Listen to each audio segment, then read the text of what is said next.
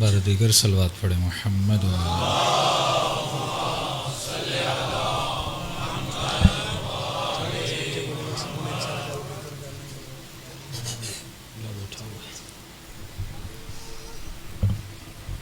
اپنے مرحومین کے لیے، شہدائے ملت جعفریہ کے لیے ایک مرتبہ سورۃ الفاتحہ۔ بسم اللہ الحمد للہ رب العالمین الرحمن الرحیم مالک یوم الدین ایاک نعبد و ایاک نستعین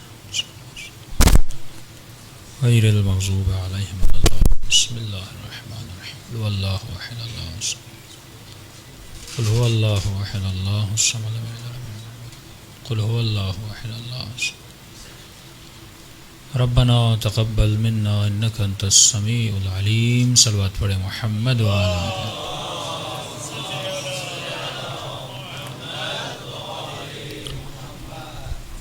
بسم اللہ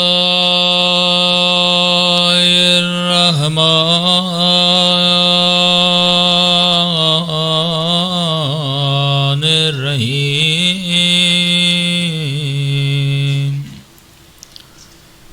الحمد للہ رب العالمین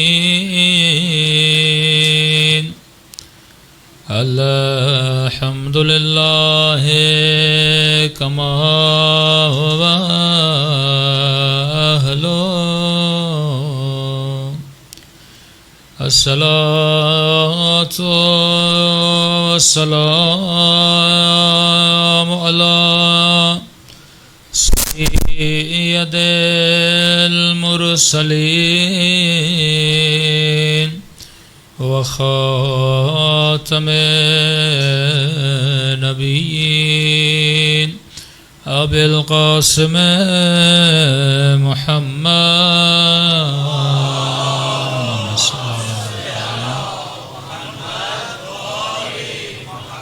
وعلی آل بیت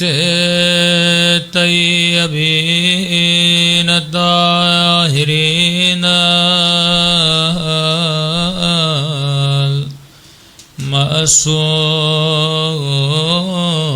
معصومین۔ یہ دعا کے دن ہیں اور سب سے بڑی دعا امام زمانہ کی دعا ہے، سب مل کے اللہم کل ولیک حجت بن الحسن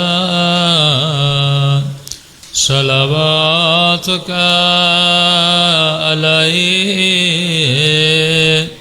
وعلی آبائہ فی ہذہ الساعة وفی کل ولیاً وحافظاً وقائداً وناصراً ودلیلاً وآییناً حتی تسکنہ ارضک طوعا وتمتعه فيها طويلا برحمتك يا ارحم الراحمین۔ صلوات پڑھیں محمد۔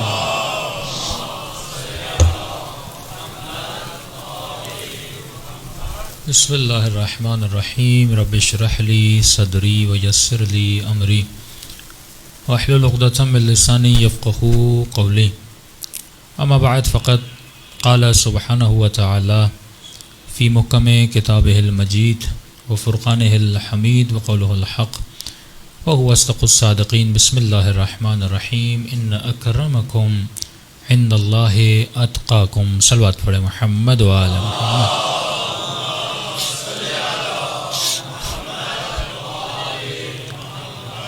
دعا ہے پروردگار عالم ان ایام اعظام میں ہم سب کی عبادتوں کو اپنی بارگاہ میں قبول فرما دے، اور جس مقصد زندگی اور حیات کی وجہ سے یہ مجلسیں رکھی جاتی ہیں ان مقاصد میں بھی ہم سب کو کامیابیاں نصیب فرما دے۔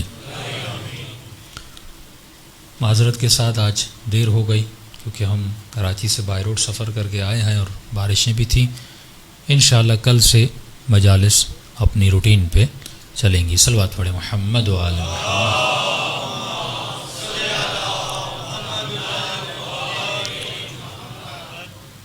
پروردگار عالم اپنے بندوں سے کلام کرتا ہے، اور خدا کا کلام بندوں سے آواز میں نہیں ہے، لفظوں میں ہے۔ اگر ہمارے جوانوں نے امام حسین کو پہچانا تو مولا حسین کو آپ میں سے کسی نے دیکھا نہیں ہے، آپ کو مولا حسین کی صحبت نصیب نہیں ہوئی۔ آپ نے حسین کو پہچانا، آقا کو پہچانا لفظوں کے ذریعے۔ کوئی مسلمان یہ نہیں کہہ سکتا کہ خدا نے مجھ سے بات کی ہے۔ سب کہیں گے بھائی تم نے خدا کو کیسے پہچانا؟ کہیں گے ہم نے خدا کو لفظوں سے پہچانا۔ مولا علی کو اے جوان تم نے کیسے پہچانا؟ کہ مولا علی کی نہج البلاغہ سے میں نے پہچانا۔ ایک سمپل سا سوال ہے، اگر آپ نے کسی انسان کو دیکھا نہیں، اس کے زمانے میں آپ رہے نہیں، اور آپ کو یہ جانکاری چاہیے کہ وہ کیسا بندہ تھا، اچھا تھا، برا تھا، اخلاق کیسا تھا، چلتا کیسے تھا، بچوں کے ساتھ رویہ کیا تھا، یا اگر کوئی حاکم گزرا ہے تو آپ سوچیں گے یہ حاکم کیسا تھا، ظالم تھا، عادل تھا۔ تو کسی بھی انسان کو اگر پہچاننا ہے تو اس کے اثر سے پہچانا جاتا ہے کہ اس نے اپنے بعد اثر کیا چھوڑا ہے۔ اگر اچھا اثر چھوڑا ہے تو پتہ چلتا ہے اس کا عمل اچھا تھا، اگر برا اثر چھوڑا ہے اس سے پتہ چلتا ہے اس کا اثر، اس کا عمل برا تھا۔ تو اگر کوئی جوان یہ کہے کہ مجھے مولا علی کو پہچاننا ہے، کیسے پہچانے گا مولا علی کو؟ تو ہم کہیں گے مولا کو اگر پہچاننا ہے تو مولا کے کلام سے پہچانو۔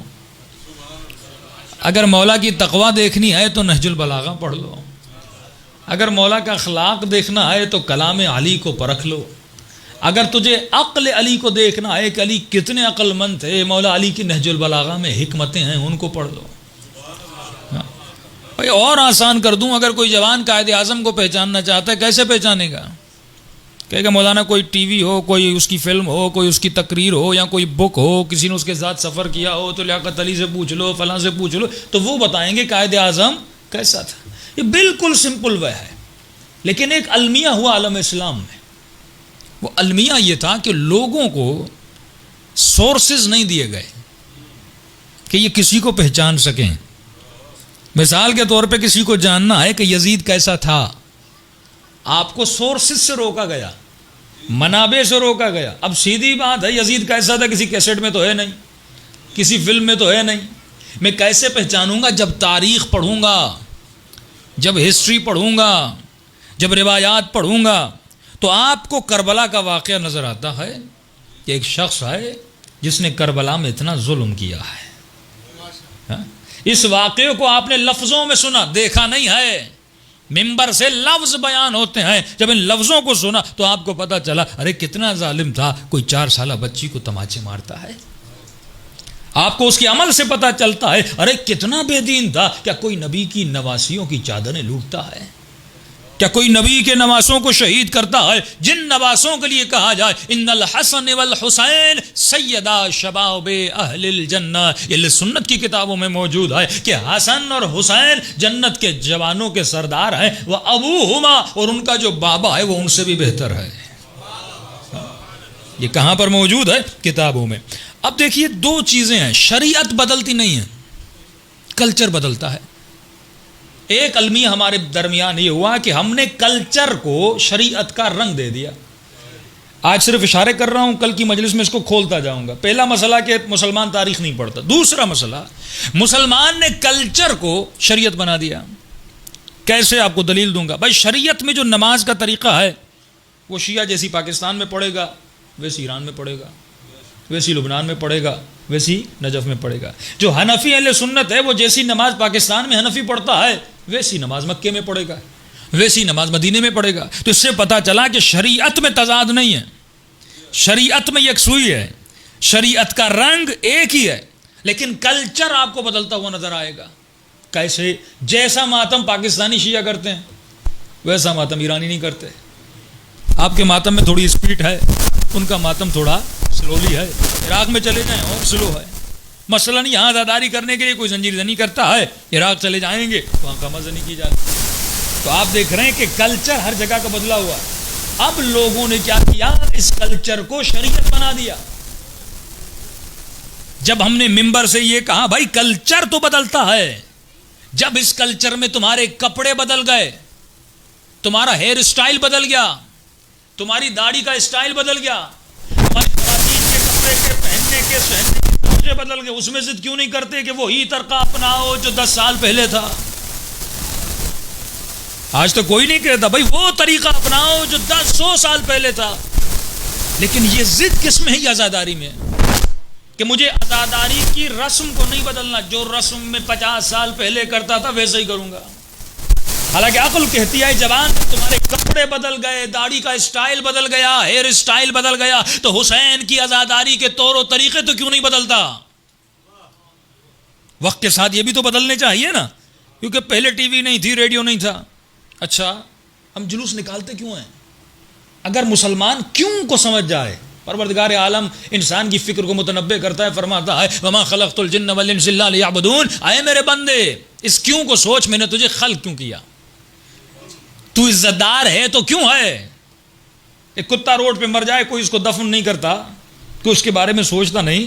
لیکن واجب ہے کسی انسان کو مرتا ہوا دیکھو، غسل بھی واجب ہے، جنازہ بھی واجب ہے. کیوں؟ کیونکہ یہ بدن اس کا بدن ہے جس کے وجود میں رفقت من روحی کی روح ہے، جس کے وجود میں روح الہی ہے، تبھی اس بدن کو عزت ملی. ورنہ بدن کی کوئی قیمت نہیں ہے. یہی آنکھیں، یہی زبان، یہی کان، یہی گوشت، یہی ہڈیاں، یہی رگیں، یہی کھال تو حیوان کو بھی ملی ہے. لیکن انسان تو عزیز کیوں بنا؟ تو عزیز اس لیے بنا کیونکہ تمہارے وجود میں روح رکھی گئی ہے. لیکن یہ کون سمجھے گا؟ جب اس کیوں کو سمجھے گا، جب انسان سوچے مجھے کیوں پیدا کیا گیا، اس دنیا میں کیوں آیا، یہ بارشیں کیوں ہوتی ہیں، یہ سورج کیوں نکلتا ہے. جب یہ قرآن کی طرف رجوع کرے گا، جب اسلام کی طرف رجوع کرے گا تو اسے پتہ چلے گا. تو مسلمان نے اپنے مائنڈ کو فریز کر دیا، اس کو سوچنا نہیں ہے، جو دیکھنا ہے وہی کرنا ہے، جو رسمیں چلتی ہوئی آتی ہیں انہی رسموں پہ عمل کرنا ہے. اب دشمن بھی یہی چاہتا ہے کہ جو صدیوں سے باتیں آپ کے ذہن میں ڈالی گئی ہیں آپ وہی کریں، اس پہ سوچیں نہیں. ایک چھوٹی سی مثال کہ عرب جاہلی میں ایک رسم تھی کہ جس بیٹے کو پالتے تھے وہ بیٹا بھی اپنا بیٹا مانا جاتا تھا، وہ ارث بھی لیتا تھا، وہ محرم ہوتا تھا، یعنی گویا اسی ماں کا بیٹا ہے، جس نے پالا ہے اسی کا بیٹا ہے. اس سے اگر وہ شادی کرتا تو اس کی بیوی سے جس نے اس کو پالا ہے وہ شادی نہیں کر سکتا، کیونکہ سارے وہی تھے، محارم کا درجہ دیتے تھے. لیکن اللہ کی آواز اے حبیب تم رسموں کو توڑنے آئے ہو، تم کلچر کو. سب سے بڑی جنگ ہے کلچر سے لڑنا، سب سے بڑی جنگ ہے غلط ثقافت سے لڑنا. اے حبیب تو عرب کی جہالت بھری رسموں کو توڑنے آیا ہے. اور مسلمان جب تاریخ کو اسٹڈی کرے گا اسے پتا چلتا ہے سب سے زیادہ جس نے رسول خدا کے انقلاب کو، ریولیوشن کو نقصان دیا وہ عرب کی جاہلانہ رسمیں تھیں. اگر یہ اپنے تعصب سے نکلتا، اگر شیخوخیت سے نکلتا، اگر قبیلہ پرستی سے نکلتا، کبھی بھی اسلام کا حال یہ نہ ہوتا کہ 60 سال بعد کربلا میں نبی کا نواسہ قتل کر دیا جاتا ہے. لیکن مسلمان کے جوں تک نہیں ہوتی، اسے پرواہ نہیں کون قتل کر دیا جا رہا ہے. سوال یہ نہیں کہ یزید خلیفہ کیوں بنا، وہ تو ایک بادشاہی سسٹم مودو صاحب نے کہا چلتا ہوا آ رہا تھا. سوال یہ ہے کہ یزید خلیفہ بن گیا اور لوگوں نے ایکسیپٹ کر لیا. یہ مقام تعجب ہے. کوئی فاسق کوئی فاجر ممبر پر آئے، اور کس کا ممبر؟ رسول خدا کا ممبر آئے، اس پر بیٹھ جائے اور اعلان خلافت کرے. امت پوچھتی نہیں ہے، امت سوال نہیں کرتی. ارے کسی فاسق کو کیسے مان سکتے ہیں؟ اور اس جہالت بھرے معاشرے میں اگر محمد کی طرح کوئی محمد اٹھتا ہے تو اس کا نام حسین ابن علی ہے، جو ان ثقافتوں کا مقابلہ کرتا ہے، جو ان جہالتوں کا مقابلہ کرتا ہے. تو قرآن کی آیت نازل، ایک واحد صحابی ہے جس کا نام قرآن میں آیا ہے. کون صحابی؟ جناب زید. جناب زید کے لیے مشہور تھا زید بن محمد. عرب یہی سمجھتے تھے یہ کن کے بیٹے ہیں؟ رسول خدا کے بیٹے ہیں، کیونکہ پالا کس نے تھا؟ رسول خدا نے. زید کی شادی ہوتی ہے غالباً زینب سے، شادی کے بعد ان کی طلاق ہو جاتی ہے. آیت قرآنی اترتی، اے حبیب رسم جاہلیت کو توڑو اور اس کی مطلقہ سے شادی کرو. رسول خدا نے کہا پروردگارا اگر ایسا کروں گا عرب لڑ پڑے گا. گویا یہ بالکل ایسے ہے کہ بیٹے کی بیوی سے اس کی مطلقہ سے شادی کی جائے. بالکل ایک رسم پڑی ہوئی تھی اور اتنی جڑوں کو پکڑا ہوا تھا جس کی جڑوں کو توڑنا, جس کو جھجوڑنا, یہ کسی حسین کا کام ہے یا حسین کے نانا کا کام ہے. فرمائیے میرا حکم ہے کہ شادی کرو. رسول خدا نے شادی کی. عربوں نے ملامت کی مصطفیٰ تو کیا کر رہا ہے, لیکن مجھے سمجھ نہیں آ رہا پروردگار عالم اتنا اصرار کیوں کر رہا ہے کہ جتنا جلدی ہو سکے اس رسم کو توڑا جائے, کیونکہ خدا کو پتا تھا بعد میں کچھ ایسے مسلمان آئیں گے جو پالی ہوئیوں کو نبی کی بیٹی بنا دیں گے. نسل بچانی تھی. کس کی نسل؟ جناب سیدہ کی نسل کو بچانا تھا.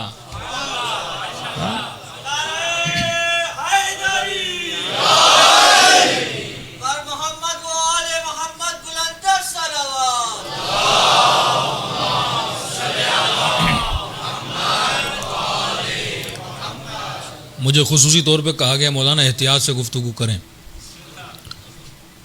بھائی ہم جتنے بھی علماء ہیں پابند ہیں مراجع کے فتاویٰ کے.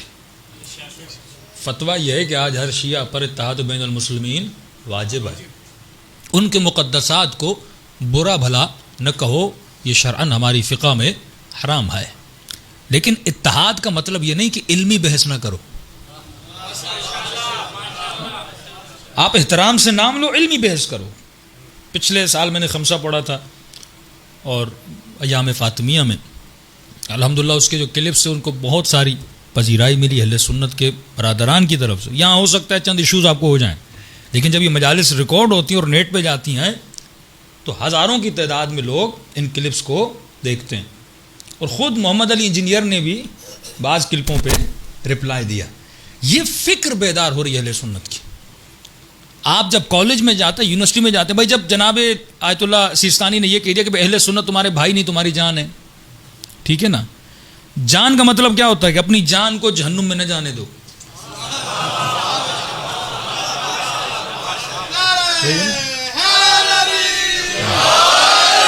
میں اپنے بیٹے کو آگ سے بچاؤں گا, گمراہی سے بچاؤں گا, ہدایت کے راستے پہ لاؤں گا. تبھی تو ہم پڑھتے ہیں کہ شمر مولا کے سینے پر سوار ہے. لیکن امام حسین فرماتے شمر اب بھی وقت ہے. یہ ڈیوٹی ہے یار اہل بیت کے چاہنے والے کی کہ تا دم آخر یہ محنت کرو کہ حسین کی طرح کسی کو اور بنا کے حسین کے لشکر میں لاؤ. آپ کو صرف فکر کو بیدار کرنے کی ضرورت ہے. آج نیٹ پہ ساری کتابیں موجود ہیں, سائے ستہ سے لے کر مستدرک حاکم سے لے کر تاریخ طبری, تاریخ خلدون, ساری آپ پڑھیں گے موجود ہے. پہلے جب مولویوں کے پاس ہم نے دین لیا مولویوں سے, مفتیوں سے.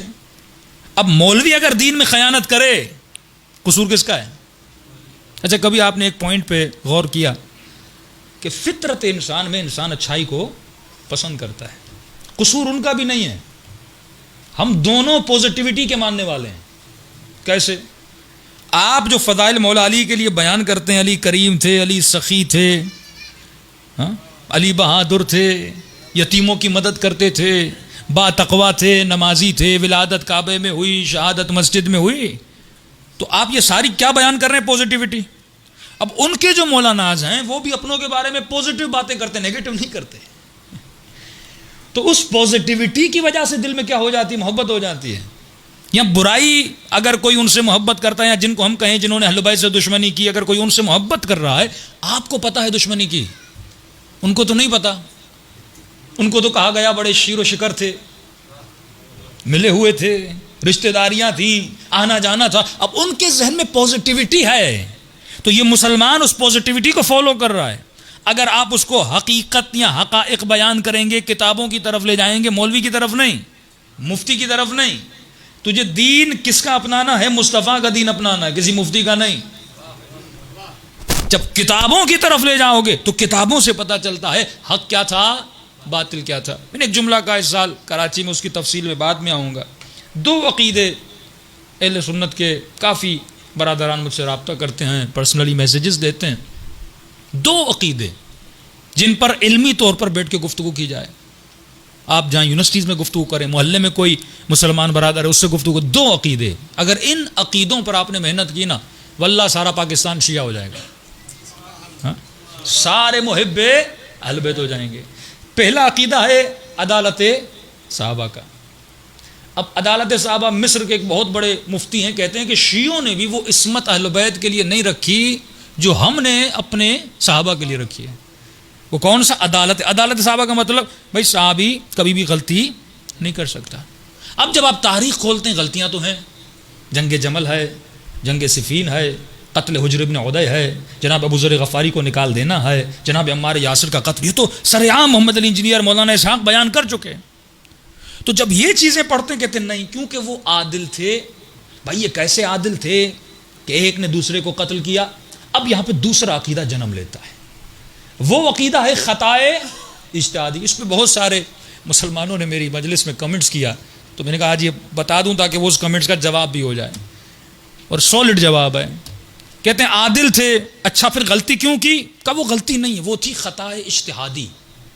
کون سی خطا؟ اجتہادی. اچھا یہ جو خطا اجتہادی کا عقیدہ یہ شیعوں میں بھی ہے، تو ہم تو پھنس جاتے ہیں نا، کیونکہ ہمارے پاس بھی عقیدہ ہے، ان کے پاس بھی عقیدہ. یہ فقہی مسئلہ ہے خطا اجتہادی کا. وہ کیسے؟ مثال کے طور پہ جب کوئی مجتہد فتویٰ دے، سیستانی صاحب ہیں یا خامنئی صاحب ہیں یا بہجت جتنے مراجع ہیں، فتویٰ دے. اب ایک مثال آپ کو دے کے آپ کے ذہنوں کو کھولنا چاہتا ہوں. مثال کے طور پہ ایک مجتہد نے فتویٰ یہ دیا کہ بھائی روزے کی حالت میں اگر سر کو پانی میں ڈالو گے تو روزہ باطل ہو جائے گا، اور غالباً آغا لنکرانی نے شاید کہا ہے کہ روزہ باطل نہیں ہوتا. ایک مثال دے رہا ہوں آپ کو بالفرض، یعنی کہ آپ سر پانی میں ڈال دو. مثال دے رہا ہوں کہ ایک مجتہد مثلاً کہے سر کے ڈالنے سے روزہ باطل ہوتا ہے، دوسرا مجتہد کہے کہ روزہ باطل نہیں ہوتا. اب حقیقت میں حکم دو تو نہیں ہے نا، حقیقت میں شریعت الہی میں حکم ایک ہے. اب وہ حکم کہاں ہے؟ وہ لوح محفوظ میں ہے. اب وہ کون آ کر بتائے گا؟ جب امام زمانہ ظہور کریں گے تب آ کر ہمیں بتائیں گے کہ حقیقی شریعت کیا تھی، نماز ہاتھ کھول کے پڑھنی تھی، ہاتھ باندھ کے پڑھنی تھی. وہ لوح محفوظ کا علم کس کے پاس ہے؟ ولی اللہ کے پاس ہے. وہ جب امام کا ظہور ہوگا، حضرت مہدی کا ظہور ہوگا، وہ شریعت خدا کو صحیح طریقے سے ہمارے سامنے. لیکن اب امام زمانہ نہیں ہے تو ہم کن کی طرف رجوع کرتے؟ مراجع کی طرف. اس لیے کہا گیا کہ ایک مرجع کی تقلید کرو، کیونکہ اگر دو کی کرو گے تو پھنس جاؤ گے، سر ڈالوں یا نہ ڈالوں.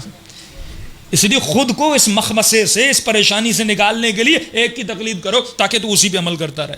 اب سوال یہ ہے کہ اس مجتہد نے جو حکم دیا، اس نے تو تحقیق کر کے دیا، اس نے تو اصولی مبنا پر حکم دیا، اس نے تو پوری ریسرچ کر کے احادیث کو چھان بین کر جو اسے سمجھ آیا، بالکل اسی ڈاکٹر کی طرح جو آپریشن کرتا ہے اور آپریشن کرنے کے بعد ایک غلطی کی وجہ سے ایک بچہ مر جاتا ہے. آپ کبھی ڈاکٹر کو نہیں کہتے یہ قاتل ہے، کیونکہ اس نے قتل کی نیت سے آپریشن نہیں کیا تھا. اس نے نیت یہ تھی کہ میں اس بچے کو بچاؤں گا، لیکن خطا ہو جاتی ہے. انسان کتنا بھی پڑھا لکھا ہو اس سے خطا ہو جاتی ہے. اس نے اگر شریعت کے مسائل میں تحقیق کی، ایک حکم دیا، اب اگر اس کا حکم لوح محفوظ کے حکم سے الگ ہو تو گویا اس نے خطا کی ہے. اس کو کہتے ہیں خطائے اجتہادی. اس نے بڑی دیکھ بھال کر کے لیکن پھر بھی ایک حکم دیا، حکم خطا تھا لوح محفوظ میں، ہمیں پتہ نہیں ہے. اس کی خطا پر بھی خدا اسے ایک اجر دیتا ہے، کیونکہ اس نے محنت کی ہے، کیونکہ اس نے جد و جہد کی ہے. یہ نہیں کہ ڈاکٹر آپریشن کرے بچہ مر جائے اور آپ کے ڈاکٹر صاحب پیسے نہیں دوں گا. کوئی محنت تو میں نے کیا ہے، 2 گھنٹہ تمہارے بچے کے اوپر کھڑا تو ہوا تھا. اب موت و زندگی اللہ کے ہاتھ میں، جتنا میں کر سکتا تھا اتنا میں نے کر دیا. اسے کہتے ہیں خطائے اجتہادی. اب اگر کوئی ایسا حکم دے جو لوح محفوظ میں نہ ہو، لیکن وہ اپنی ریسرچ کے مطابق حکم صحیح دے لیکن لوح محفوظ میں ویسا نہ ہو، اس نے خطا اجتہادی کی. ہماری فقہ میں بھی یہی ہے کہ اس نے جو خطا کی ہے، اس کی خطا پر اس کو ایک جزا ملے گی. دوسری طرف دوسرا مجتہد ہے جس نے حکم دیا، وہ بھی تحقیق کر کے دیا، لیکن اس کا حکم وہی ہے جو لوح محفوظ پر ہے، مطلب صحیح حکم ہے. اس کو اس کی محنت پر 2 جزائیں ملیں گی. اس کو 1 جزا، اس کو 2 جزا. اب یہ جو فلسفہ ہے اجتہاد میں، اصول میں، اسی فلسفے کو آتے ہیں اور لاگو کرتے ہیں اصحاب پر.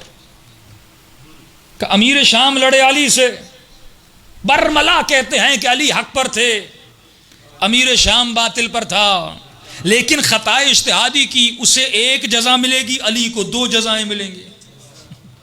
مسئلہ ہی حل ہو گیا نا. عمار کو 2 جزائیں مل گئیں، جس نے مارا اس کو 1 جزا مل گئی. مرنے والا مارنے والا دونوں جنت میں چلے گئے. اب اس مسئلے کو آپ حل کیسے کریں گے؟ دیکھیے مولا نے آپ کو دی ہے عقل اور فرمایا نحن ابناء الدلیل. علی کا ماننے والا دلیل والا ہوتا ہے. آپ کی کمر اتنی مضبوط ہے دلائل اہل بیت سے کہ کوئی آپ سے جیت نہیں سکتا. نہ علم کے میدان میں نہ جنگ کے میدان میں. آج دنیا کی بڑی سے بڑی طاقتوں سے اگر کوئی لڑ رہا ہے تو اس قوم کا نام شیعہ ہے. اسرائیل سے کون لڑ رہا ہے؟ شیعہ لڑ رہا ہے. آل سعود سے کون لڑ رہا ہے؟ شیعہ لڑ رہا ہے. ابو ظبی نے کیا کیا؟ ہاتھ ملا دیا. امریکہ سے کون ہاتھ ملا رہا ہے؟ آل سعود ملا رہی ہے. لیکن واحد قوم ہے جس کو درس حسین ابن علی نے دیا، جو حسین کی آئیڈیالوجی پہ چلا کہ کبھی بھی ظالم کا ساتھ نہیں دینا. یہی پیغام امام حسین تھا. اب آئیے اس مسئلے کو حل کیسے کریں. بھائی امیر شام نے خطا کی، وہ خطائے اجتہادی تھی. یہاں پر لفظ ہے اجتہاد. لفظ کیا ہے؟ اجتہاد. آپ اس جوان کو پہلے یہ کہیے، اس مفتی کو پہلے یہ کہیے بھائی میں خطا اجتہادی کو ماننے کے لیے تیار ہوں، لیکن پہلے تو یہ ثابت تو کر کہ امیر شام مجتہد تھا.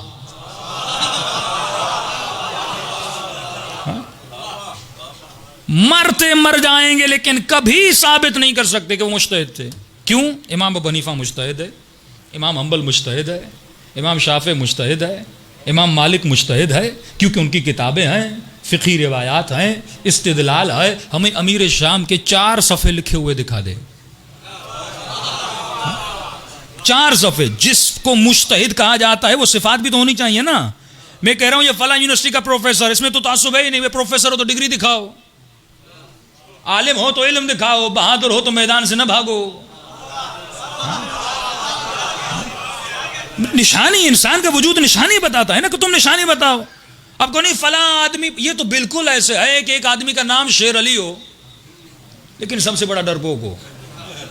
بھائی نام سے تو کچھ نہیں ہوتا نا، نام بھی ہو اور نام کے ساتھ علی جیسا کام بھی ہو.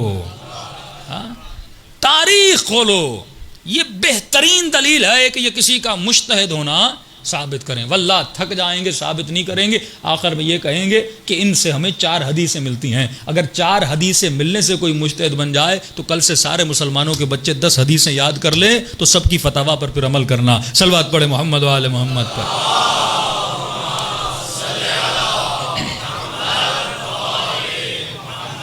تو علمی طریقے سے اگر آپ گفتگو کریں گے واللہ آپ لوگوں کو ہدایت دے سکتے ہیں. اور آج اس نیٹ نے برائیاں بھی اس میں بڑی ہیں، نسلوں کو تباہ بھی کر رہا ہے، ہمارے مسلم کلچر کو تباہ کر رہا ہے، سوچ کو تباہ کر رہا ہے، ہمارے پہناوے کو تباہ کر رہا ہے، خواتین کے فیشنز کو تباہ کر رہا ہے. لیکن اس کے ساتھ ساتھ ایک اچھائی بھی ہے کہ پہلے ہم چھوٹے تھے، ہمارے چند رشتہ دار تھے، ان کے والد جو تھے وہ مبغض اہل بیت تھے. جب جلوس گزرتا تھا تو بچوں کو صحن میں ڈال کے دروازے کو تالا لگا دیتے تھے. لیکن اسے پتہ ہی نہیں تھا کہ سیدہ زینب نے جو راہ و رسم ہمیں سکھائی کہ جلوس نکالو. ایک گاؤں ہے اس میں 40,000 اہل سنت ہیں، اس میں 200 شیعہ ہیں، پھر بھی جلوس نکال رہے ہیں. فلسفہ جلوس کا کیا ہے؟ فرمایا تم کتنا بھی بچوں کو روک لو، حسین کا نام نہ سنیں، ہم گلی گلی گزر گزر کے بتائیں گے کہ کوئی حسین تھا.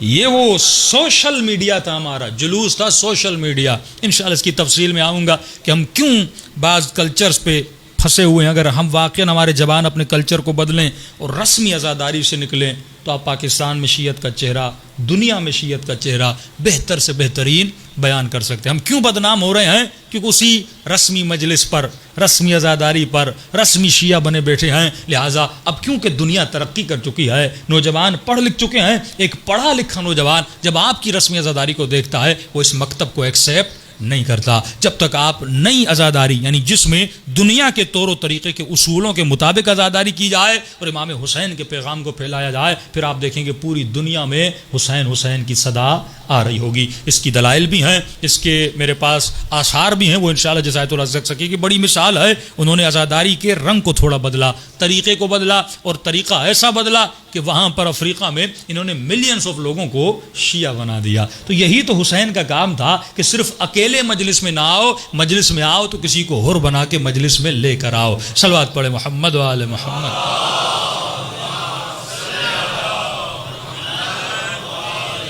محمد تحقیقی انشاءاللہ، کیونکہ میں نے کافی 3-4 سال ہو گئے میں نے وہوا والی مجلسیں چھوڑ دی ہیں.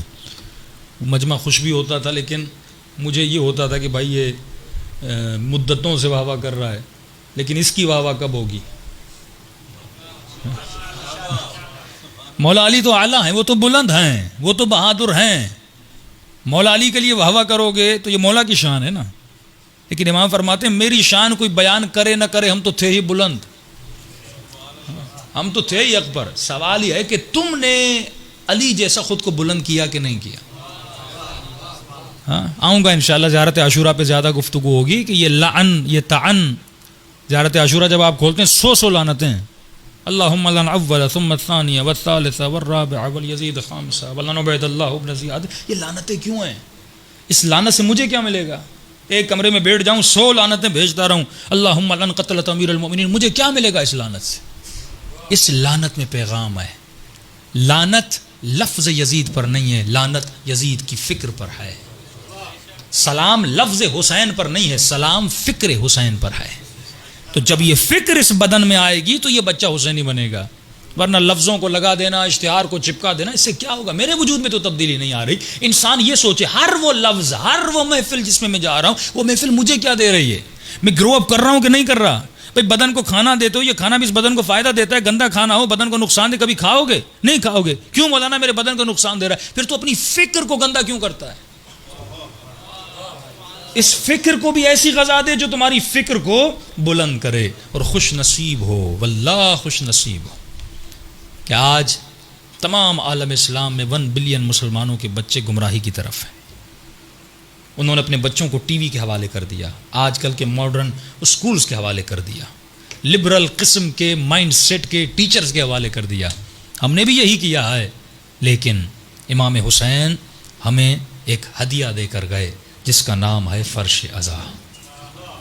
پورا سال یہ بچہ اس دنیا کی گمراہی گلیوں میں گھومتا ہے، لیکن جیسے محرم کا چاند نظر آتا ہے حسین بلا کے سے فرش عزا پہ بٹھاتے ہیں. یہ درس، یہ طریقہ 2 مہینہ آپ کے بچے قال رسول اللہ، قال امیر المؤمنین، قال جعفر الصادق اس ممبر سے سنتے ہیں. واللہ اگر یہ مجلسیں نہ ہوتی، ہم نے تو اپنے بچوں کو اتنا نہیں سکھایا. میرے بچے نے خیبر سنی تو ممبر سے سنی، خندق سنی تو ممبر سے سنی، کربلا کی عزاداری سنی تو ممبر سے سنی، مصائب امام حسین سنے تو ممبر سے. تصور کر اگر ممبر نہ ہوتا ہم تو کتابوں کو کبھی اٹھاتے بھی نہیں. یہ کس کی زحمت تھی؟ یہ سیدہ زینب کی زحمت تھی. فرماتے ہیں اگر بی بی زینب نہ ہوتی آج تیرے پاس ایمان نہ ہوتا. اس پر بھی سجدے شکر کرو کہ اللہ نے تجھے 12 امامی بنایا. اسی پاکستان میں کچھ 6 امامی ہیں، کچھ 7 امامی ہیں، یعنی 6 تک تو آیا لیکن 7ویں تک نہیں پہنچا. یہ بھی نعمت خدا ہے کہ آپ کو لے جا کر امام زمانہ کے دروازے تک پہنچایا ہے.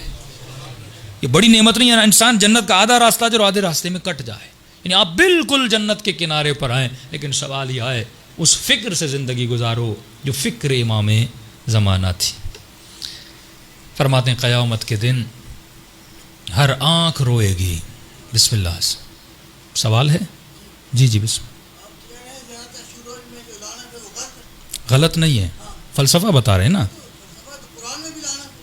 فلسفہ ٹھیک اب سوال آپ ٹھیک ہے سوال کر دیا، سوال کر لیا. ہاں ہمیشہ جب سوال کریں تو سوال کریں، ٹھیک ہے نا. سوال ہوتا ہے معلومات کے لیے، آپ مجھے جواب دے رہے ہیں تو مجلس پہلی آپ کل کی مجلس میں سنیں گے. لعنت ہے یزید کی آئیڈیالوجی پر. نہ بدن تو آپ کو بھی وہی ملا جو اس کو ملا تھا، اس میں گوشت ہے، اس میں کھال ہے، سب کچھ وہی ہے. تو لعنت کس پہ کی جاتی ہے؟ یزید کی آئیڈیالوجی پہ کی جاتی ہے. اور امام کیوں فرماتے 100 مرتبہ لعنت کر. میں 100 مرتبہ ایک لام پہ لعنت بھیجوں گا، مجھے ملے گا کیا؟ اگر میں صرف نام کو ذہن میں رکھوں گا تو مجھے کچھ نہیں ملے گا. لیکن میں لعنت بھیجوں گا یزید کی آئیڈیالوجی، یعنی لعنت ہے اس یزید پر جو ظالم تھا. تو جب 100 مرتبہ لعنت بھیجوں گا تو میرے دل میں ظلم کی نفرت پیدا ہو جائے گی. ٹھیک ہے نا.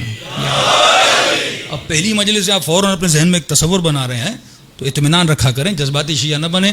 امام فرماتے شیعہ جذباتی نہیں ہوتا، ٹین کے ڈبے کی طرح نہیں ہوتا، جلدی گرم بھی ہو جائے جلدی ٹھنڈا بھی ہو جائے. صلوات پڑھے محمد و آل محمد.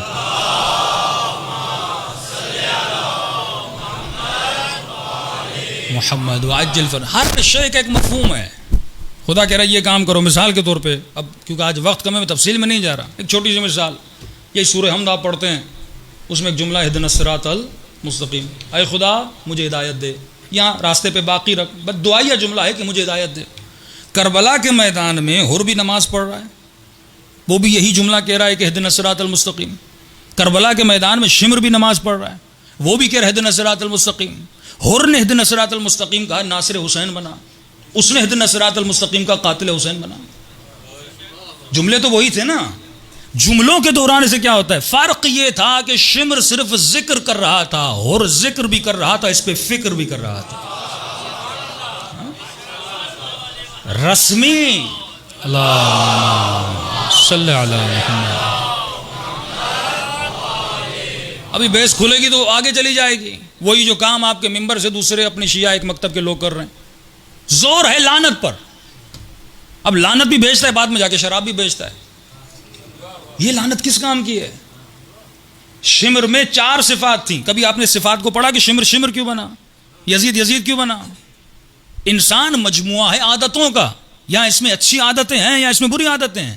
جب اچھی عادتیں آتی ہیں تو ان اچھی عادتوں کا نام ہے راہ حسین. جب بری عادتیں آتی ہیں ان عادتوں کا نام ہے راہ یزید. جنگ افراد سے نہیں ہے، جنگ ان کی آئیڈیالوجی سے ہے. تب امام حسین فرماتے ہیں کہ بھئی یہ آپ تصور کر سکتے ہیں کہ امام حسین یزید کی بیعت کرتے ہیں؟ ہمارے تصور میں بھی نہیں آ سکتا. تبھی امام نے یہ نہیں کہا کہ حسین یزید کی بیعت نہیں کرے گا، فرمایا مثلی لا یبایع مثلی. امام ایک پیغام دے رہے ہیں کہ حسین تو کریں گے ہی نہیں. اور کہا یزید یہ تیری بھول ہے کہ تو حسین سے، ارے حسین سے تو دور کی بات، جس کی فکر حسین جیسی ہے وہ بھی تیری بیعت نہیں کرے گا. حسین تو بڑا مقام ہے. تو جنگ فکر کی ہے. ہم الفاظ میں خود کو جکڑ دیں اور الفاظ میں پڑے رہیں. یہی تسبیح جناب شہیدہ کتنا فائدہ دیتی ہے. آیت اللہ تذکرہ فرماتے ہیں، آیت اللہ بہجت فرماتے ہیں کہ لوگ جاتے تھے آقا بہجت کے پاس کہ قبلہ صاحب ہمیں کوئی ورد دیجئے، کوئی ذکر دیجئے.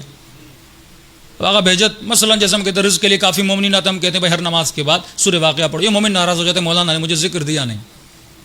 یہ سمجھتے کوئی نئی چیز ہمیں نکال کے دی جائے. آقا بہجت نے یہی ایک جملہ کا فرمایا، جو قرآن تیرے گھر میں ہے وہی قرآن میرے گھر میں ہے.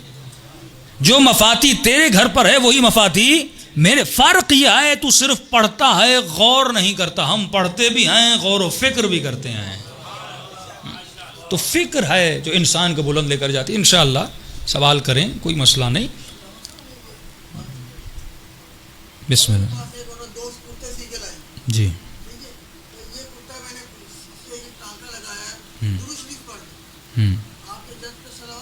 جی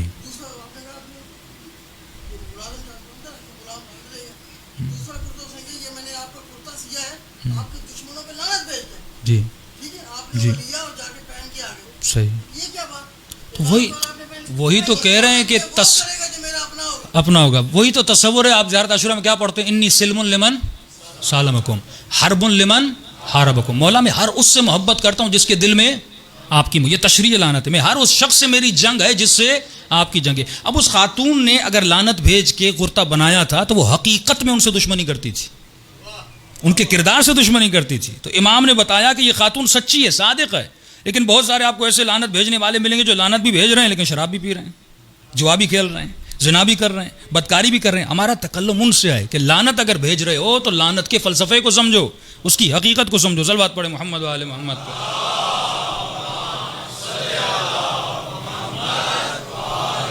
محمد وعجل فرج. انشاءاللہ وقت ملا تو میں برادران سے کہوں گا کہ میں مجلس کا ٹائم پیریڈ کم کروں گا اور آخر میں 10 منٹ ہم سوال جواب کے رکھ لیں تاکہ یہ ایک طرفہ مجلس نہ ہو اور ہم ان میں سے ہیں ہی نہیں کہ آپ کے سوالوں کا جواب نہ دیں. جو موضوع ہم بیان کریں اس پہ گرفت ہے، اس کو پڑھا ہوا ہے، اس کی تفسیر کو پتہ ہے. کوئی اگر اہل سنت کا بھائی بھی آ کر سوال کرتا ہے لیکن سوال ہو علمی ماحول میں. جس طرح مولا علی فرماتے ہیں کہ ادب کے ساتھ، احترام کے ساتھ، اور سوال اس لیے کیا جائے کہ تاکہ مجھے کچھ پتہ چلے. بعض لوگ سوال کرتے نہیں، مولوی کو سکھاتے ہیں. تو سوال سکھانے کے لیے نہ ہو، سوال کچھ بتانے کے لیے ہو تاکہ ذہن کی رنجش دور ہو جائے. آج وقت کم ہے، انشاءاللہ ان تمام مطالب پہ کل تفصیل سے ہم پڑھیں گے. صلوات پڑھے محمد و آل محمد.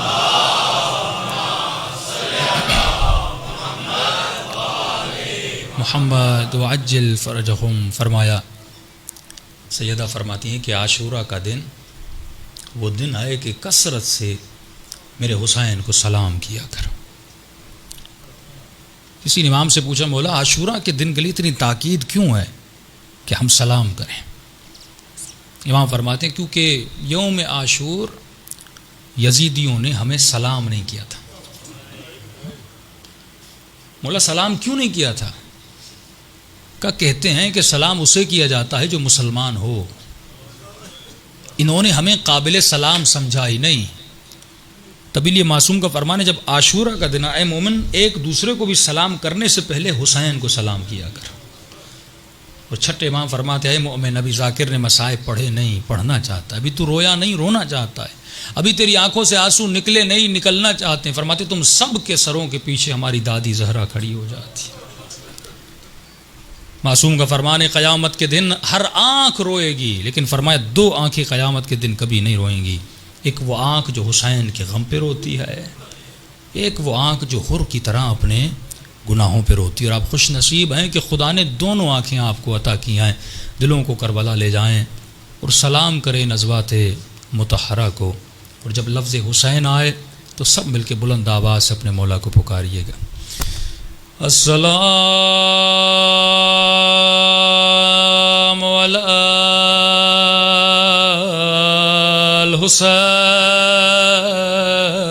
الحسین وعلی علی ابن بلند آواز سے وعلی اولاد وعلی اصحاب بلند آواز سے السلام علی الحسین وعلی علی ابن وعلی اولاد وعلی اصحاب سب مل کے السلام علی الحسین وعلی علی ابن وعلی اولاد الحسین وعلی اصحاب میرا سلام ہو ان خشک ہونٹوں پہ جن پہ ظالم چھڑی مار رہا تھا.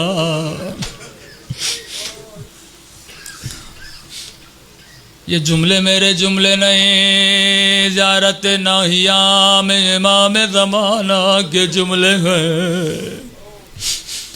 فرماتے ہیں میرا سلام ہو ان رخساروں پہ جن کا رنگ بدلتا رہا. میرا سلام ہو ان زخمی کلائیوں پہ جن کو پس گردان باندھا گیا تھا. فرمایا میرا سلام ہو اس درد بھرے منظر پہ جب بہن دیکھ رہی تھی اور شمر سینے پہ سوار تھا. فرمایا ہے میرے دادا کے جانے والو تو پانی روتا ہے لیکن تیرا امام زمانہ خون روتا ہے. فرمایا میرے دادا کے غم میں رونے والو تو سن کے برداشت نہیں کرتا، لیکن میں نے اپنی آنکھوں سے دیکھا ظالم کیسے میری سکینہ کو تماچے. چھٹے امام فرماتے ہیں ایسے رویا کرو جیسے بوڑھی ماں جوان بیٹے کے لاشے پہ روتی ہے۔ ایک جملہ میرے امام رضا فرماتے ہیں شیعو اے کاش کربلا میں ہوتے،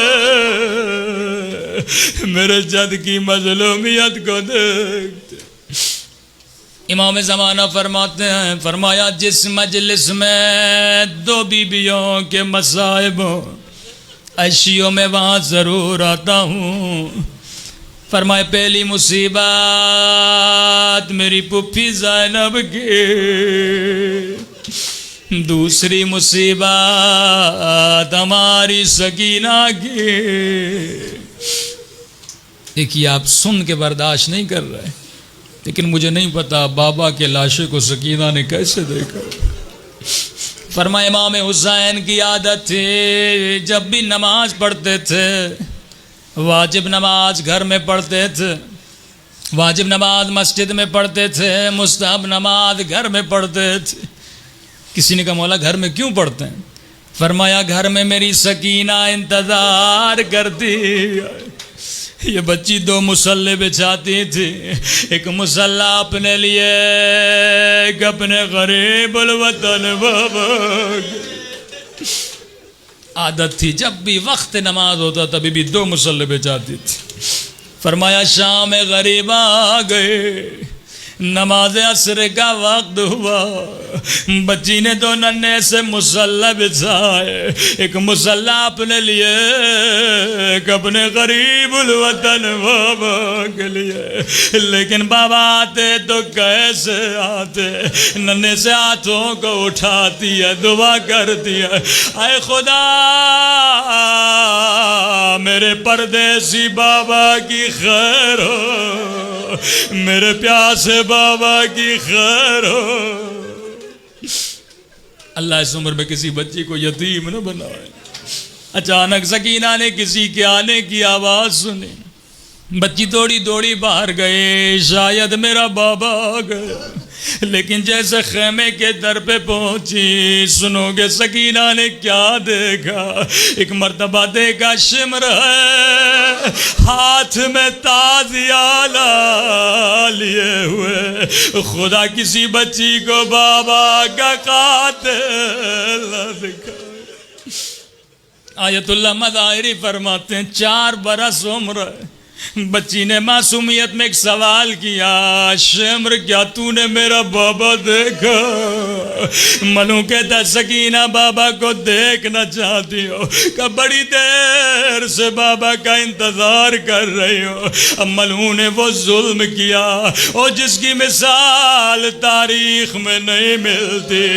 راوی کہتا ہے ملوں کے ہاتھ میں حسین کا کٹا ہوا سر تھا، سر کو بچی کو دیا، بچی بابا بابا کرتے ہوئے سر کی طرف دوڑی، سر کو گود میں لیا، رو کے کہنے لگی بابا او تیری گردن کی رگیں کس نے کاٹے؟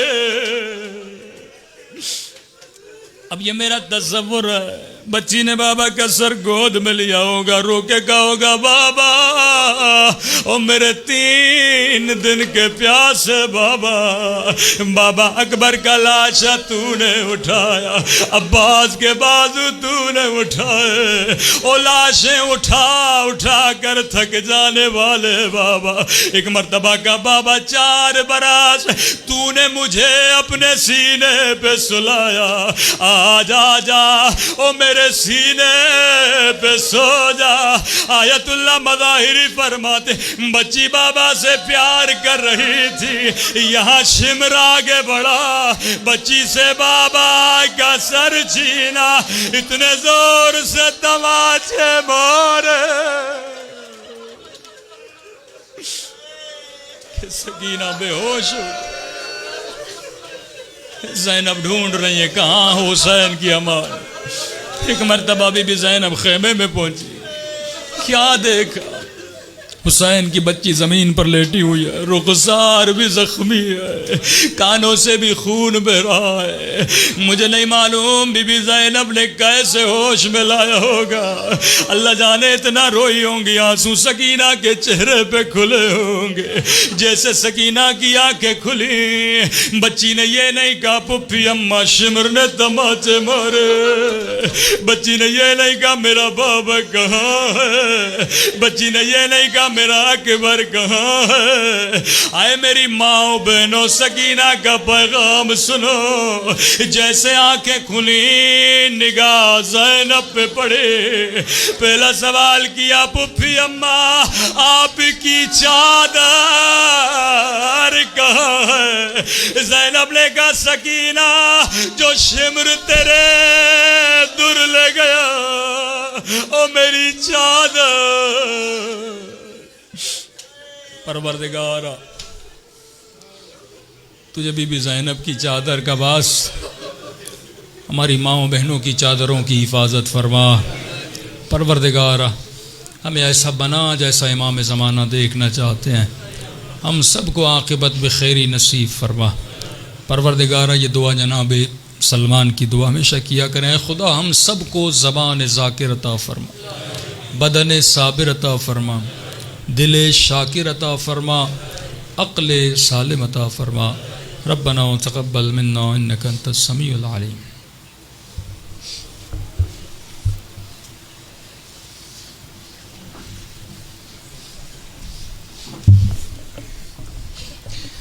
مومنین اکرام انشاءاللہ مجلس کل ٹھیک